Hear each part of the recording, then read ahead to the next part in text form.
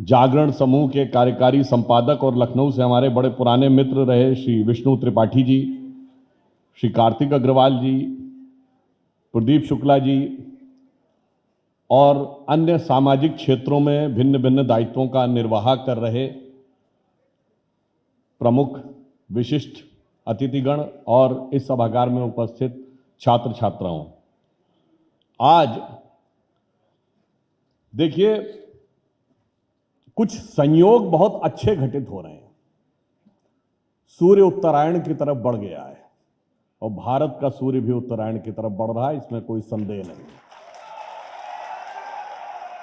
और देखिए यहां पर अभी मैथिली शरण जी हैं। अब अगर मैथिली शरण उपस्थित हों और विष्णु जी भी हों तो पंकज अर्थात कमल खिलना तो स्वाभाविक है।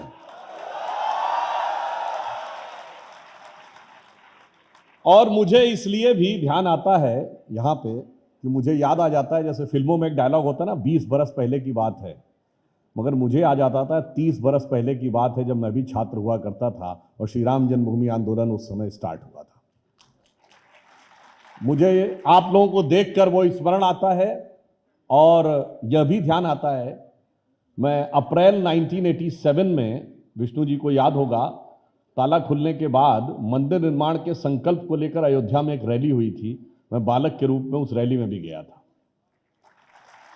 9 नवंबर 1989 को जिस दिन शिलान्यास हुआ था, तो हम लोगों को भी दायित्व दिया गया था, इतनी जगहों पे शिला पूजन कराना था। तो हम लोग संघ में थे और संघ के भिन्न भिन्न दायित्वों का छात्र जीवन में निर्वहन कर रहे थे। तो मुझे 4 छात्रावासों में शिला पूजन कराने का दायित्व भी करने का सौभाग्य प्राप्त हुआ था। अब जब हम लोग उस रैली में गए थे तो वो बड़ा प्रसिद्ध गीत, अगर आपको ध्यान हो तो उसकी पंक्ति क्या थी, जहां से ये भगवान राम और भारतीय समाज की संवेदना, समन्वय और क्या संबंध है, यह उजागर होता है कि जन जन के मन में राम रमे और प्राण प्राण में सीता है। हर हृदय की धड़कन रामायण, पग पग पर बनी पुनीता है। यदि राम नहीं है श्वासों में तो प्राणों का घट रीता है। तो हम लोग कहते थे, इसलिए नरनाहर श्री पुरुषोत्तम का हम मंदिर भव्य बनाएंगे, सौगंध राम की खाते हैं हम मंदिर वहीं बनाएंगे। परंतु ये चीज उतनी आसान नहीं थी। आज कुछ कुछ वैसा बताऊं जैसे हम लोग अपने बुजुर्गों से स्वतंत्रता आंदोलन के विषय में सुनते थे, वैसे ही युवा पीढ़ी को समझना चाहिए, इतना आसान नहीं था। उस समय का शासन प्रशासन बड़ी क्रूरता दृढ़ता के साथ इसे रोकने के लिए था। तो हम लोग भी जब अयोध्या गए तो जानते हैं क्या गीत गाया जाता था कि ये तन प्रभु राम का, मन प्रभु राम का, तो हर क्षण बोलिए जय श्री राम। आस प्रभु राम की, श्वास प्रभु राम की, तो हर क्षण बोलिए जय श्री राम। लोक परलोक यही यही मोक्ष धाम है, तो हर क्षण बोलिए जय श्री राम। और फिर आगे हम लोग कहते थे कि शासन चलाए चाहे सीने पर गोलियां, परवाह नहीं कीजिए शरीर और प्राण की। आए आपदाएं विपदाएं भले कितनी, बनाएंगे हम मंदिर सौगंध श्री राम की। और हमें इस बात का बहुत हर्ष है। उस समय मैं ईमानदारी से बता रहा हूं, छात्र के रूप में हम लोग वहां गए थे, शिला पूजन किया था, पर विश्वास नहीं था कि हमारे जीवन काल में यह दिन आएगा। परंतु जो इच्छा करी हो मन माही, राम कृपा कुछ दुर्लभ नहीं, वो साकार हुआ।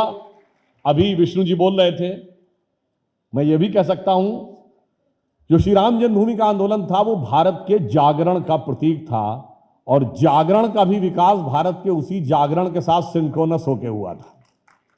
मुझे याद है 30 अक्टूबर 1990, आज की पीढ़ी को निश्चित रूप से यह पता होना चाहिए कि यह कितना कठिन था। 29 और 30 अक्टूबर 1990 लखनऊ आने वाली सारी फ्लाइट्स कैंसिल, सारी ट्रेन्स कैंसिल, सारी buses cancel, no private vehicle can come in. Private गाड़ी से भी नहीं जा सकते, केवल सरकारी गाड़ी जा सकते हैं। और उस जमाने में इंटरनेट तो था नहीं, एसटीडी फोन से दूसरे शहर में बात हो सकती थी। ऑल एसटीडी लाइंस ब्लॉक्ड, केवल सरकारी एसटीडी लाइन चल रही थी। और अयोध्या से फैजाबाद, मतलब लखनऊ से फैजाबाद के बीच में अयोध्या जाने के रास्ते पे हर जगह पे बैरिकेटिंग लगी हुई थी। और जो कहा था कि परिंदा पर नहीं मार पाएगा, तो ऐसे नहीं कहा था। इस सारी बैरिकेटिंग के बाद उस विवादित ढांचे के चारों तरफ कांटे की बाड़ लगाई गई थी, जो कम से कम 10-12 फुट की थी। इसके बाद 7 लेयर्स ऑफ बैरिकेटिंग थी, जिसमें 4 मेटेलिक वो लगे थे और 3 बल्लियों वाली, और सारी बैरिकेटिंग्स के बीच में पुलिस वाले खड़े थे। तो ऐसा नहीं है कि जिसने कहा था, अगर उस समय की सरकार ने कि परिंदा पर नहीं मार पाएगा, तो हवा में कहा था। मगर वक्त का बदलाव देखिए, जो ये कहते थे परिंदा पर नहीं मार पाएगा, आज 22 जनवरी को 100 से अधिक हवाई जहाज उस अयोध्या के महर्षि वाल्मीकि अंतर्राष्ट्रीय हवाई अड्डे पे उतरेंगे। बल्कि अब तो जो कहते थे परिंदा नहीं पर मार पाएगा, वो अब कहते थे हमारा इनविटेशन कब आएगा। ये वक्त का बदलाव है। अब आप सोचिए, आपको पता उसके बाद लोग कैसे अंदर चले गए थे। विष्णु जी को निश्चित रूप से वो पूरा विषय ध्यान होगा। अब कहा जाता है कि एक यूपी रोडवेज की बस खड़ी थी, जो पीएसी को लाने ले जाने के लिए होती थी, प्रोविंशियल आर्म कांस्टेबलरी, जो यूपी पुलिस का एक स्पेशल फोर्स है।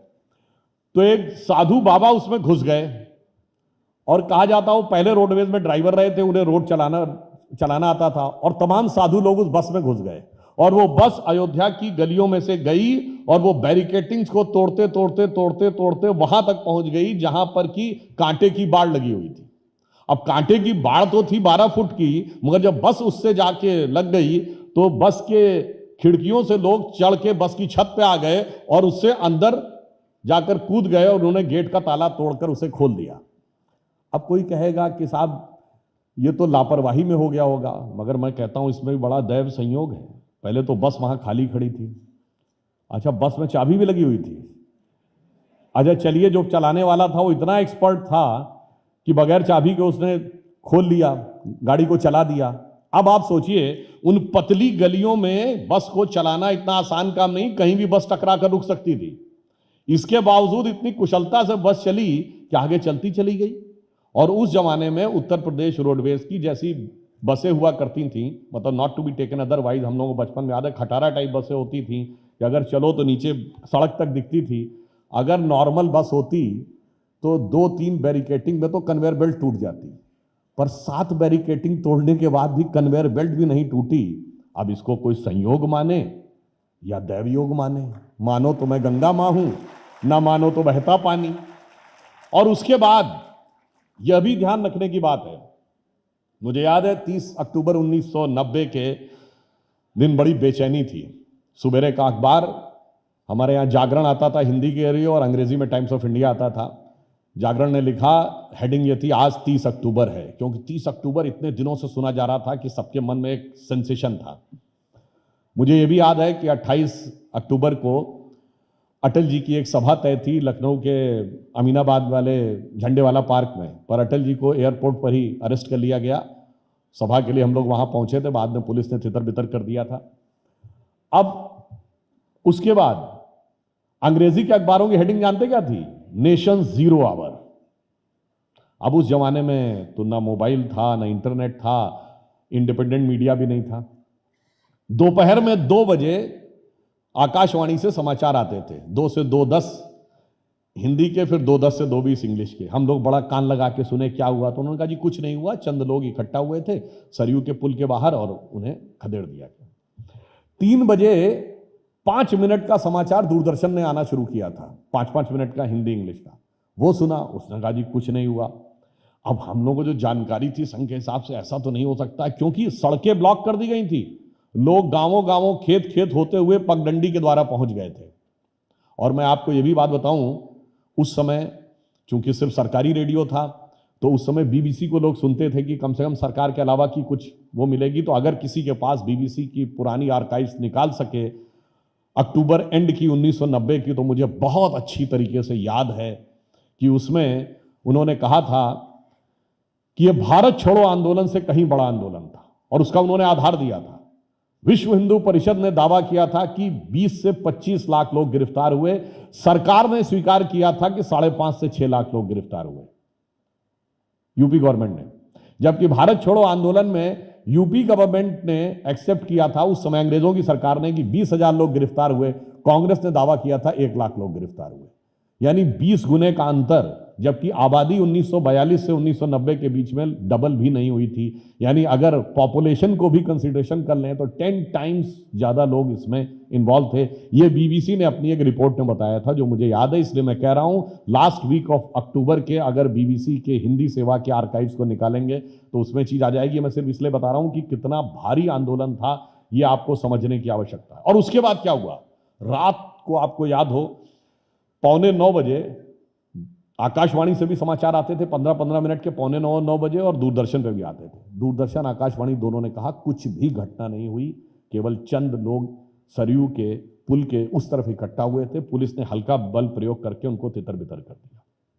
और नेक्स्ट डे मॉर्निंग अखबारों के ऊपर कार सेवकों की गुंबदों पे चढ़ी हुई तस्वीरें और ध्वज फहराते हुए तस्वीरें, सरकार शर्म से पानी पानी हो गई।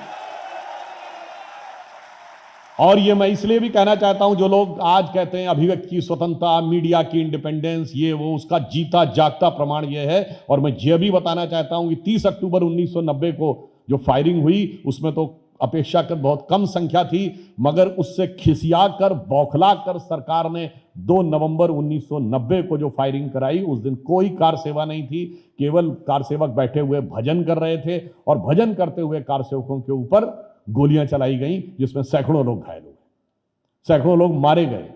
325 की लिस्ट विश्व हिंदू परिषद ने कोर्ट की प्रोसीडिंग में दी थी, जिसमें मारे गए और घायल हुए लोगों की थी।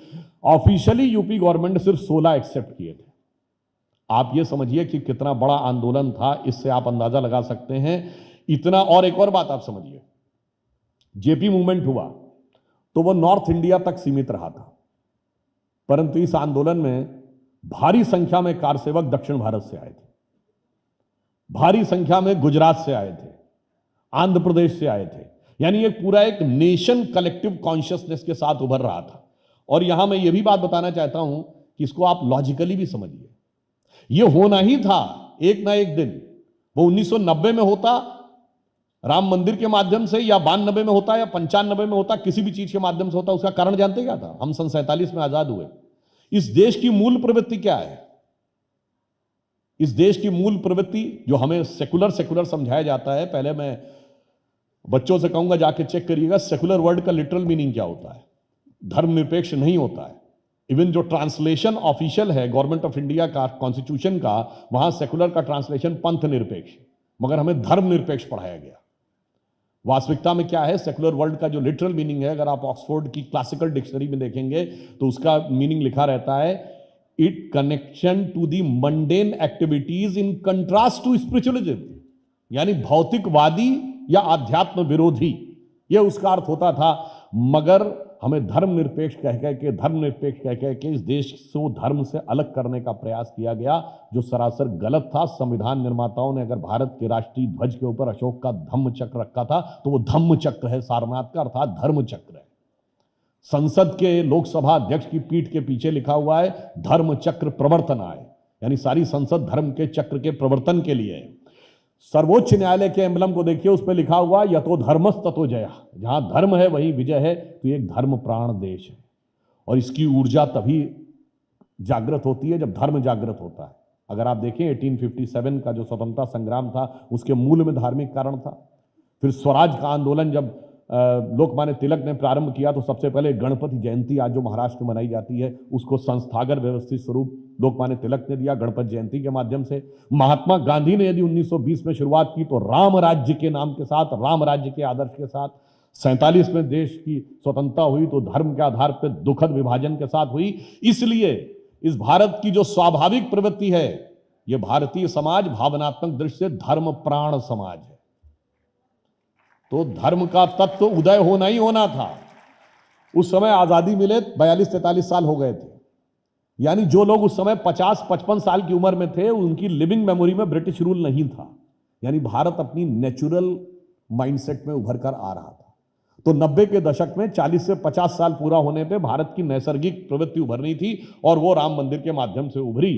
मगर मैं ये भी बताना चाहता हूं कि उस समय जिस प्रकार का वातावरण था, जो लोग आज हमको बताते हैं कि विकास की बात करिए और मंदिर की बात नहीं करिए, तो मैं कहना चाहूंगा बच्चों से जाके चेक करिएगा 1991, 92, 90 से 92 जब मंदिर का आंदोलन चल रहा था, उस समय की सरकारें क्या कह रही थी? उस समय भारत का फॉरेन एक्सचेंज रिजर्व कितना था? Less than 1 billion. हमारी अर्थव्यवस्था ध्वस्त होने के कगार पे आ गई थी, भारत बैंकक्रप्ट होने के कगार पे था। अप्रैल 1991 चंद्रशेखर जी की सरकार में सोना गिरवी रखा गया था। जुलाई और सितंबर 1991 दो बार रुपये का डिवैल्यूएशन किया गया था। रेट ऑफ इन्फ्लेशन 17% थी, बेरोजगारी प्रचंड थी, सरकार में नौकरियां बंद थी, प्राइवेट में कोई नौकरी मिल नहीं रही थी। और उस समय ये लोग बेरोजगारी और आर्थिक विकास की बात नहीं करते थे, ये कहते थे हम मस्जिद बचाएंगे, तो कोई कहता था मंदिर बनाएंगे, जबकि सर्वोच्च न्यायालय ने सदैव उसको विवादित ढांचा और डिस्प्यूटेड स्ट्रक्चर कहा। इन्होंने मस्जिद कह कहकर धार्मिक भावनाएं भड़काने का प्रयास किया। मगर यह भी आप वक्त का बदलाव देखिए कि जब राम मंदिर, और एक और आपको बात बताऊं, 1949 22 और 23 दिसंबर 1949 की रात जब वहां मूर्तियां प्रकट हुई, श्री राम लला प्रकट हुए, तो आपको पता है उसकी पहली गवाही किसने दी थी? किसको पहले लाइट दिखाई पड़ी? जो लोग आज पूछते हैं, वहां पे एक पुलिस का सिपाही जो कि ड्यूटी पे था, उसका नाम था अब्दुल बरकत, और उसने बाकायदा मजिस्ट्रेट के सामने यह बयान दिया है कि मुझे रात में एक बड़ी रोशनी दिखाई पड़ी और जब वो रोशनी हटी तो वहां पर मुझे वह मूर्तियां दिखाई पड़ी। मुझे समझ में नहीं आता है कि भाई अब्दुल बरकत को तो रोशनी दिख गई थी, पर आज वालों की फितरत पता नहीं कैसी है, इनको कब रोशनी दिखेगी ये भगवान जाने। अब आपको बताता हूं, उसके बाद 22-23 दिसंबर 1949 को जब मूर्तियां प्रकट हुई, तो उस समय नेहरू जी ने, उस समय यूपी के यूनाइटेड प्रोविंस कहलाता था, चीफ मिनिस्टर गोविंद बल्लभ पंत जी को लेटर लिखा 26 दिसंबर 1949 कि जो अयोध्या में हुआ है बहुत बुरा हुआ है और किसी भी तरीके से वो मूर्तियां हटाइए। उस समय जो डीएम थे उन्होंने आदेश मानने से इनकार कर दिया। के नैयर, वो केरलाइट थे, और उन्होंने ये कहा कि मैं नहीं हटाऊंगा क्योंकि हटाने से बहुत भीषण सांप्रदायिक दंगे हो सकते हैं, और उस समय विभाजन की बात केवल 1.5 साल पुरानी थी, तो उन्होंने कहा था अभी विभाजन के हम तनाव से निकले हैं, समस्या। अब आप कहेंगे डीएम ने सीएम का ऑर्डर मानने से कैसे मना कर दिया? क्योंकि उस समय तक कॉन्स्टिट्यूशन नहीं बना था। मैं 22-23 दिसंबर 1949 की बात कर रहा हूं। कॉन्स्टिट्यूशन 26 जनवरी 1950 को लागू हुआ, तब तक सीएम की पावर्स डिफाइन नहीं थी। डीएम की पावर इंपीरियल सिविल सर्विसेज के रूल्स में डिफाइंड थी और वो एब्सोल्यूट थी। और मैंने तो यहां तक सुना है, मैं इसका पुष्टि नहीं करता क्योंकि लोग कहते हैं जो पुराना पायनियर अखबार था उसमें यह भी था कि पंत जी ने वहां जाने का प्रयास किया तो फैजाबाद के सर्किट हाउस में डीएम ने उनको रोक दिया। तो अखबार में यह भी हेडिंग निकली, चीफ मिनिस्टर अंडर अरेस्ट, क्योंकि डीएम को यह पावर थी कि अगर उसको लगे कि कोई कानून व्यवस्था की स्थिति हो रही तो वो किसी को भी रोक सकता था, और तब तक सीएम क्या है यह डिफाइंड नहीं था, गवर्नर डिफाइंड था उस समय में। तो आप सोचिए जिन्होंने लिखा कि बहुत बुरा हुआ, और आपको एक फैक्ट और बताएं, 12 साल तक मुस्लिम पक्ष उसमें पक्षकारी नहीं बना।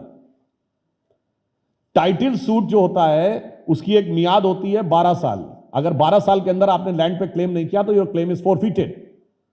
और इस बारे में के मोहम्मद ने, जो आर्कियोलॉजिकल सर्वे के अधिकारी थे, उन्होंने अपने मेमोयर में लिखा है कि वो 12 साल इसलिए नहीं किया कि मुस्लिम समाज में बहुत बड़ा वर्ग था जो ये सोच रहा था कि हमें इस चीज में नहीं पढ़ना चाहिए, इस स्थान का हमारे लिए कोई खास महत्व नहीं है, हिंदुओं के लिए इस स्थान का बहुत महत्व है तो हमें छोड़ देना चाहिए। मगर तब लेफ्ट लिबरल सेकुलरिस्ट उन्होंने जा जाके उनके कान भरे, और जब 12 साल की मियाद पूरी होने में एक हफ्ता रह गया था, दैट वाज दिसंबर 1961, तब ये टाइटल सूट फाइल किया गया कि हमको भी पार्टी बनाया गया। आप इससे समझिए कि चीज स्वतः समाधान हो सकता था। अगर सोमनाथ का मंदिर उस समय समाधान हो सकता था तो श्री राम मंदिर क्यों नहीं उस समय समाधान हो सकता था?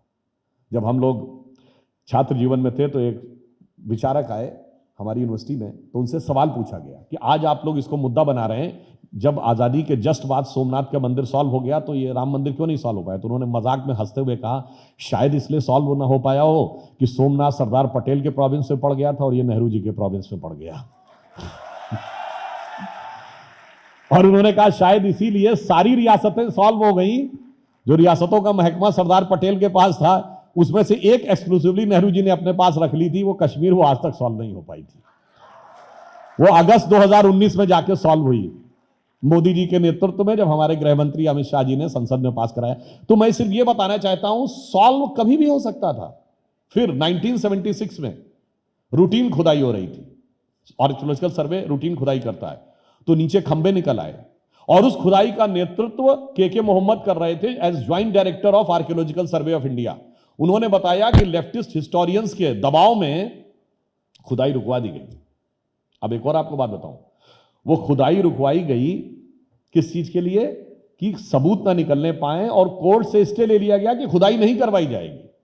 देखिए, भगवान राम इस स्थिति तक जानते कैसे पहुंचे? जो जो साइंस डेवलप करती गई है, त्यों तो भगवान के सबूत भी सामने उठकर आते गए। मैं आपको उदाहरण बताता हूं। अब इन्होंने उस पर स्टे करवा लिया। अब उसके बाद 1989 में एक बार फिर यह विचार आया मुस्लिम्स में कि हमको इस पे क्लेम छोड़ देना चाहिए। फिर नहीं सब लोगों ने उनको भड़काया, कम्युनिस्टों ने, लेफ्टिस्टों ने, लिबरल्स। वैसे एक और आपको बात बताऊं, बहुत से ऐसे शब्द होते हैं जो आपको बहुत अच्छे ढंग से समझने चाहिए कि इनमें क्या क्या चीजें खतरनाक होती हैं। जैसे एक शब्द होता है लेफ्ट लिबरल। एक कम्युनिस्ट कंट्री बताइए जो लिबरल हो, जहां विवेक की स्वतंत्रता हो। मतलब जो लेफ्ट कभी लिबरल हो ही नहीं सकता। अगर कोई ये कहे कि I am a left liberal, it's like somebody saying I am a devout atheist. मैं बहुत ईश्वर भक्त नास्तिक हूं। अगर कोई ऐसी बात कहे तो वैसी बात है कोई कहे कि लेफ्ट लिबरल है। अब इन्होंने समझाया और मामले को उलझाया। अब सुनिए, ढांचा गिरने के बाद खुदाई नहीं हो, इस पे कोर्ट का स्टे था, मगर क्या बताएं, टेक्नोलॉजी ने मार दिया। ग्राउंड पेनिट्रेटिंग रेडार की टेक्नोलॉजी आ गई 2000 आते आते। जब हमारी अटल जी की सरकार थी तो सरकार ने कहा कि भाई खुदाई पे, एक्सकेवेशन पे रोक है ना, ग्राउंड पेनिट्रेटिंग रेडार की मैपिंग करने पे तो रोक नहीं है। भाई ऑपरेशन की मनाही थी, अल्ट्रासाउंड की तो मनाही नहीं थी ना। तो साहब अल्ट्रासाउंड किया गया और निकल आया उसमें से ढांचा।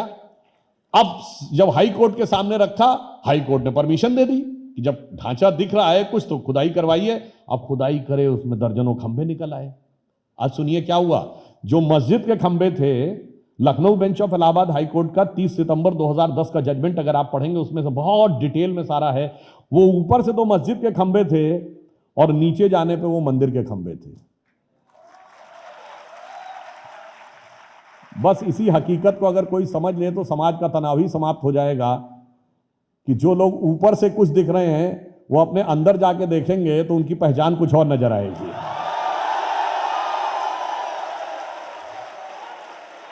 इसको ऐसे भी ध्यान रखिए, भारत का पहला गणतंत्र दिवस जब हुआ था 26 जनवरी 1950 को, तो भारत में परंपरा है कि कोई ना कोई हेड ऑफ द स्टेट गणतंत्र दिवस का चीफ गेस्ट होता है। तो पहले वाले गेस्ट, चीफ गेस्ट थे इंडोनेशिया के उस समय के राष्ट्रपति अहमद सुकर्णो। अहमद सुकर्णो, पहले तो ये समझिए, सुकर्ण यानी कर्ण के नाम से है, और इंडोनेशिया दुनिया का सबसे बड़ा मुस्लिम देश है। और अहमद सुकर्णो की वहां स्थिति यह मानी जाती है जैसे अपने यहाँ महात्मा गांधी की, कि सभी नेताओं से ऊपर, जिन्होंने कहा जाता है कि भाई राष्ट्र का निर्माण कराया।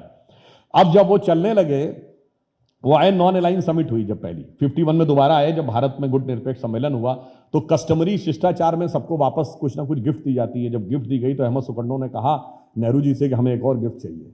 कहा क्या? कहा 4 घड़े गंगा जल।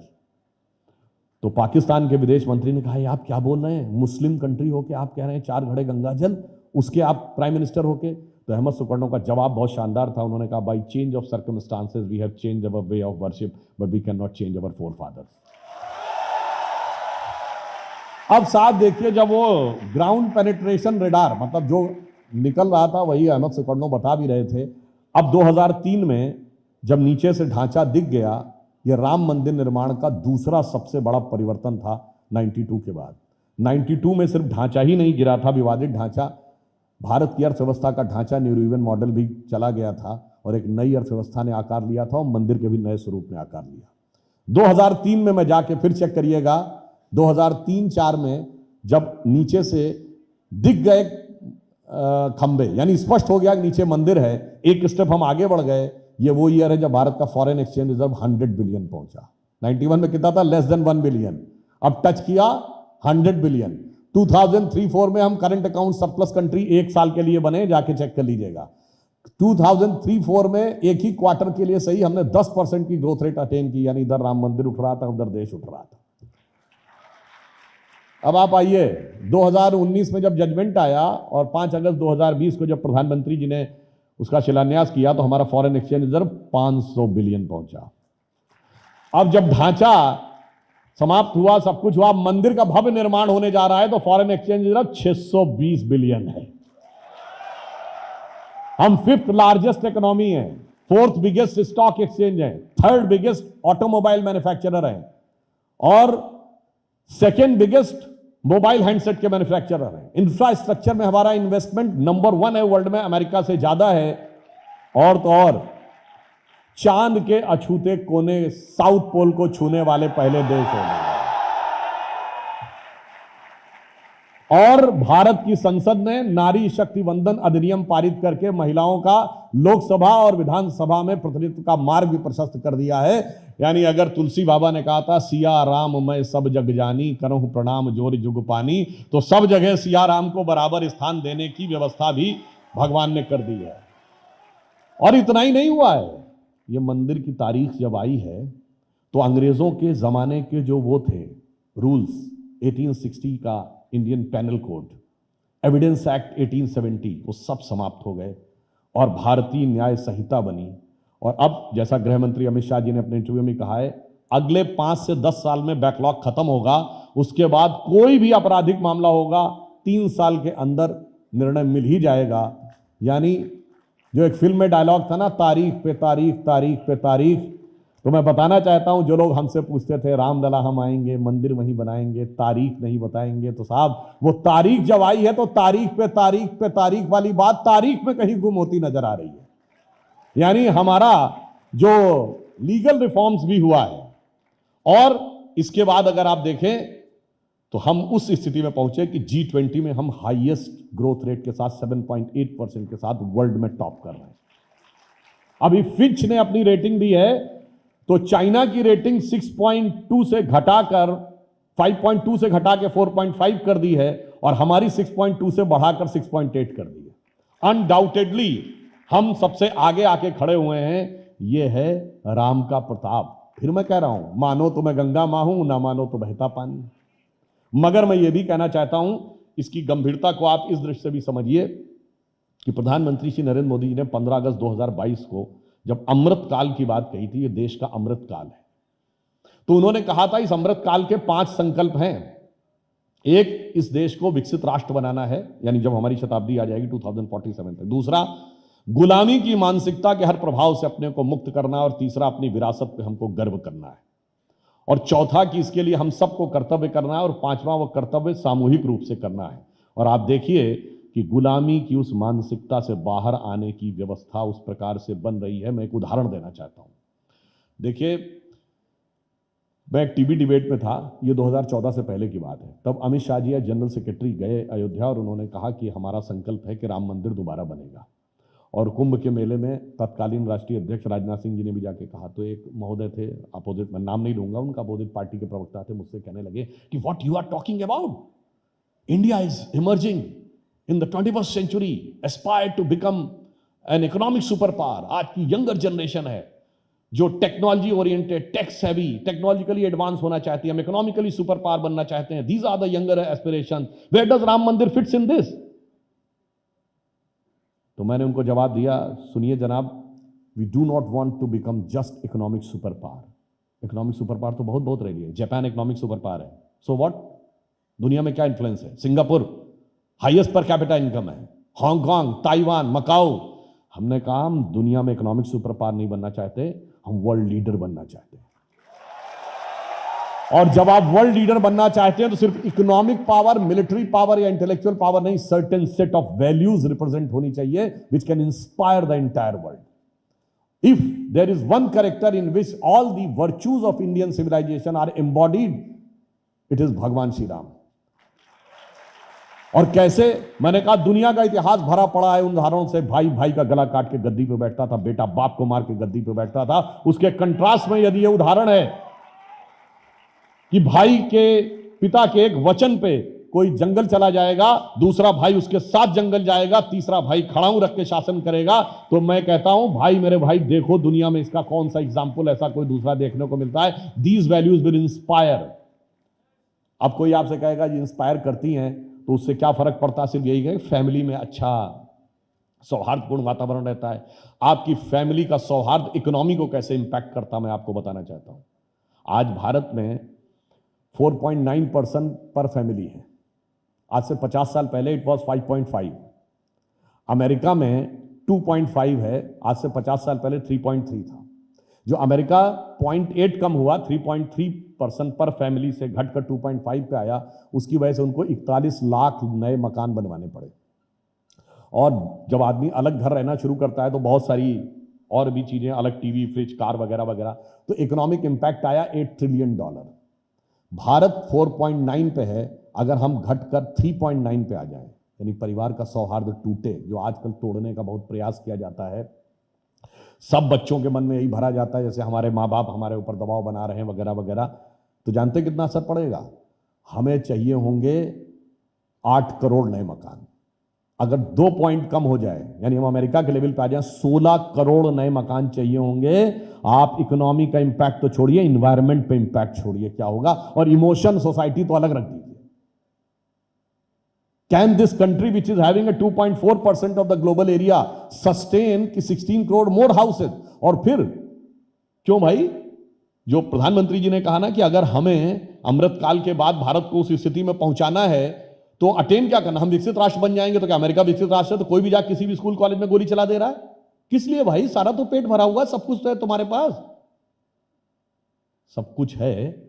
मगर जो मैंने पहले पंक्ति कही थी, राम नहीं है श्वासों में तो प्राणों का घत रीता है, खालीपन नजर आता है।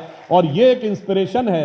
और आप ऐसा भी समझिए, देखिए मैं एक और बात कहूं थोड़ा सा विषयांतर जाते हुए, चूंकि यहां पे बच्चे हैं, रामायण की कथा आपको बहुत सारी चीजों की और भी शिक्षा देती है। आजकल के बच्चों के बीच में प्यार मोहब्बत की बातें बहुत होती हैं और फिर कहते हैं जी ब्रेकअप हो गया। तो मैं ये भी बताना चाहता हूं, इस बात को गंभीरता से समझिए कि जो ब्रेकअप हो जाए वो प्रेम नहीं होता, क्योंकि प्रेम में सांसें ब्रेक हो जाए मगर ब्रेकअप नहीं होता था। जिसे एक वसीम बरेलवी साहब का शेर है कि माना मुझे अपना हाल बयां करना नहीं आता, पर तुझे भी तो उसे एहसास करना नहीं आता। वो दिन गए जब मोहब्बत हुआ करती थी जान की बाजी, अब कोई बिछड़ जाए तो कोई मर नहीं जाता। अच्छा, मर नहीं जाता तो ठीक है, अब तो मार देता है, टुकड़े टुकड़े करके सूटकेस में भी बंद कर देता है। अब आप कहेंगे इसका रामायण से क्या संबंध है? देखिए मैं बताता हूं, राम कथा में भगवान ने सब जब लीला दिखाई है सारे संकेत दिए हैं। जब रावण सीता हरण करने आया था तो राक्षस के वेश में नहीं आया था, साधु का वेश धर के आया था। तो हर व्यक्ति जो दिखने में आपको बड़ा बेहतर लग रहा हो, इतनी आसानी से उस पर यकीन मत करिएगा। मतलब मैं बच्चियों से कहना चाहूंगा कि राम कथा हमें संकेत देती है कि बिटिया इस संसार में संभल के चलियो जाए, ना जाने किस रूप में कब रावण मिल जाए। मगर मैं बच्चों से भी कहना चाहूंगा, जो लड़के हैं वो अपने को बहुत स्मार्ट ना समझें, अरे मैं तो सब टैकल कर लेता हूं, उसमें कौन सी बात है, वो तो वो लोग इमोशनल हैं इसलिए ऐसा हो जाते हैं। आजकल ऐसे ऐसे भी हैं। रावण की बहन कौन थी? शूर्पणखा।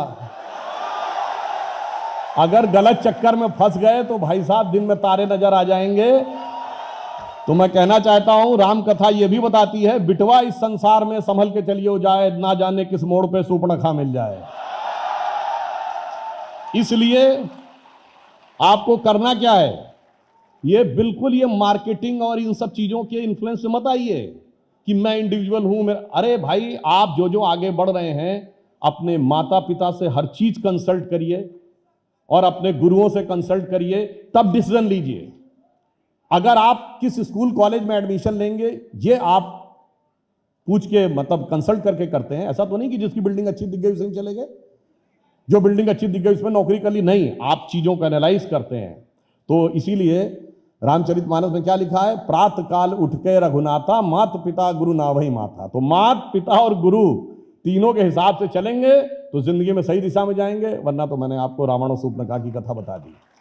और मैं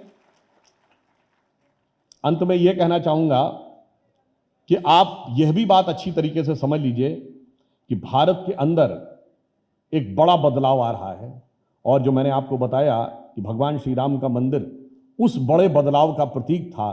क्योंकि जो लोग ये समझते थे कि ये सिर्फ एक मंदिर, एक कोई इमारत नहीं थी, और मंदिर निर्माण का समय कोई एक केवल तिथि नहीं थी, ये एक पूरा संयोग था। और वो संयोग क्या था कि 9 नवंबर 1989 जिस दिन शिलान्यास हुआ उस दिन देवोत्थानी एकादशी थी। 30 अक्टूबर 1990 जिस दिन कार सेवा हुई, वही फेमस वाली इसमें गोलियां चली, उस दिन भी देवोत्थानी एकादशी थी। और 9 नवंबर 2019 देखिए, ठीक 30 साल बाद सुप्रीम कोर्ट का जजमेंट आया और 8 नवंबर 2019 को भी देवोत्थानी एकादशी थी। अब मानिए तो संयोग और मानिए तो दैवयोग। अब जो श्री राम जन्मभूमि का शिलान्यास के बाद अब मंदिर निर्माण होने जा रहा है, जब प्राण प्रतिष्ठा, उस दिन सूर्य उत्तरायण में है, सर्वार्थ सिद्ध योग है, अमृत योग है और द्विपुष्कर योग है। और द्विपुष्कर योग में कहा जाता है डबल फायदा होता है। तो अब एक तो हो ही रहे हैं, अब आगे क्या होगा दूसरा, ये तो भगवान जाने। मगर एक पॉइंट मैं आपसे और कह दूं जाते जाते, आप सब ने 22 जनवरी के मुहूर्त के बारे में सुना होगा। कितने सेकंड तक का कैलकुलेशन है। मैं चुनौती से पूछता हूं, बताइए दुनिया के किसी दूसरे धर्म संस्कृति में धार्मिक कार्य में एस्ट्रोनॉमिकल कनेक्शन के साथ इतना precise to the point, minutes ही नहीं सेकंड तक का है कि 84 सेकंड का मुहूर्त है जिस बीच में भगवान के आंख की पट्टिका खोली जाएगी। है कहीं पर ऐसा? और उसके बावजूद ये सारे लेफ्ट लिबरल सेक्युलर ने हमको समझाया था कि हम अनसाइंटिफिक थे। तो अब जब भगवान जागृत हो रहे हैं, और ये भी आप समझ लीजिए कि हमारे भगवान एक ऐसे भगवान हैं जो सबको समान रूप से प्रिय है। इस दुनिया में एक ही देश है जहां का किंग टाइटल होल्ड करता है, किंग रामा द 10th, वो है थाईलैंड। थाईलैंड हिंदू देश नहीं, मगर इसके बावजूद वो टाइटल होल्ड करता है किंग रामा द 10th। आपको पता है इंडोनेशिया एक ऐसा देश है जहां प्रतिशत के हिसाब से हमसे ज्यादा रामलीलाएं होती हैं और सबके सब पात्र मुसलमान होते हैं। और वहां जो रामायण लिखी गई उसको काक्यबिन कहते हैं, और वो लिखने वाले कौन थे? योगेश्वर कवि, इंडोनेशिया में। इंडोनेशिया की कैपिटल क्या है? आप में से सभी लोगों को पता होगा। कितने लोगों को पता है? जकार्ता। जकार्ता का ओरिजिनल नेम क्या है? जयकर्ता। प्राचीन इंडोनेशिया में 2 प्रोविंसेस होते थे, योग्यकर्ता और जयकर्ता। योग्यकर्ता उन्हीं योगेश्वर ऋषि के नाम पे। आज भी जाकर चेक कर लीजिएगा, जकार्ता के बगल का प्रोविंस का नाम आज भी योगकर्ता ही है। यह दर्शाता है कि वो इंस्पिरेशन किस सीमा तक था हमारा। और अगर आप वेस्ट साइड में जाएं तो सूरीनाम जो अमेरिका के पास है, वहां पे 100 साल पुरानी रामलीला होती है आज भी। और आपको पता है होंडुरास एक देश है। होंडुरास देश का नाम कितने लोगों ने सुना है? लैटिनी अमेरिका में है, नॉर्थ और साउथ अमेरिका के बीच में। आप जाके चेक कर लीजिएगा, the monkey God of Honduras. वहां पर वानर के रूप में भगवान की पूजा होती है, और कई जगहों पे वो गदा लिए हुए भी हैं, कई जगह वो ऐसे घुटने के बल के मुद्रा में है कि बिल्कुल हनुमान जी के रूप में नजर आते हैं। इसका अर्थ हुआ वेस्टर्न साइड से लेके और ईस्टर्न साइड तक। और इंडोनेशिया वर्ड का एक और मीनिंग आपको पता है? ये नीजिया वर्ड ग्रीक्स का है, जिसका मतलब होता है कि द्वीप समूह, और इंडो मतलब इंडियन, यानी भारतीय द्वीप, ये उसका मीनिंग है। तो वहां ईस्ट में इंडोनेशिया से वेस्ट में होंडुरास तक भगवान राम का वो प्रभाव है, जो भारतीय संस्कृति का वो प्रभाव, जिसे सकारात्मक दृष्टि से लेने की जरूरत है, नकारात्मक दृष्टि से लेने की जरूरत नहीं है। और यही हमें विश्व गुरु के पद पर स्थापित करेगा, क्योंकि we are all set to rise in the world, but not as a super power, not to dominate the world, but as a jagat guru to motivate the world. और इसलिए जो प्रधानमंत्री जी ने कहा यही समय है, सही समय। और मैं तो कहूंगा कि यह पीढ़ी भाग्यशाली है कि अमृतकाल जब समाप्त होगा तो यही लोग देश के महत्वपूर्ण स्थानों में बैठ के कोई ना कोई कार्य कर रहे होंगे। हम लोग तो बुजुर्ग हो गए होंगे।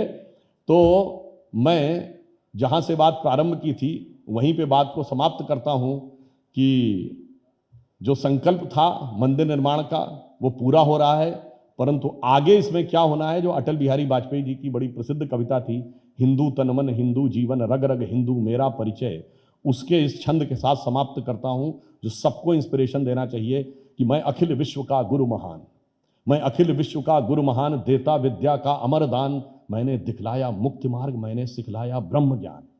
मेरे वेदों का ज्ञान अमर, मेरे वेदों की ज्योति प्रखर, मानव के मन का अंधकार क्या कभी सामने सका ठहर। मेरे स्वर नभ में गहर गहर, सागर के जल में छहर छहर। इस कोने से उस कोने तक, इंडोनेशिया से होंडुरास तक, इस कोने से उस कोने तक कर सकते जगती सौरभ में, हिंदू तन मन हिंदू जीवन, रग रग हिंदू मेरा पर। और लास्ट में एक और लाइन कह दूं, we are the youngest nation, now we have become the biggest nation, but this is half truth. We are the youngest nation and the biggest nation, but we are the oldest civilisation also. तो हमारे सामने एक स्वर्णिम भविष्य है और एक गौरवशाली अतीत है, जो प्रधानमंत्री जी ने कहा था कि अमृतकाल के 25 साल 1000 साल तक के भारत का आधार बनाएंगे। तो हम वो हैं जो 1000 साल आगे के भारत के बारे में भी सोचते हैं। ये 10-5 साल एक चुनाव से कोई मतलब नहीं है, और 5000 10,000 साल पुराने भारत के बारे में भी सोचते हैं। बस आपको वो कर्तव्य सही निभाना है। इसे इस पंक्ति के साथ समाप्त करता हूं कि गौरवशाली था भूतकाल, पास्ट, गौरवशाली था भविष्यत भी महान है, अगर संभालें आप उसे जो वर्तमान है। धन्यवाद।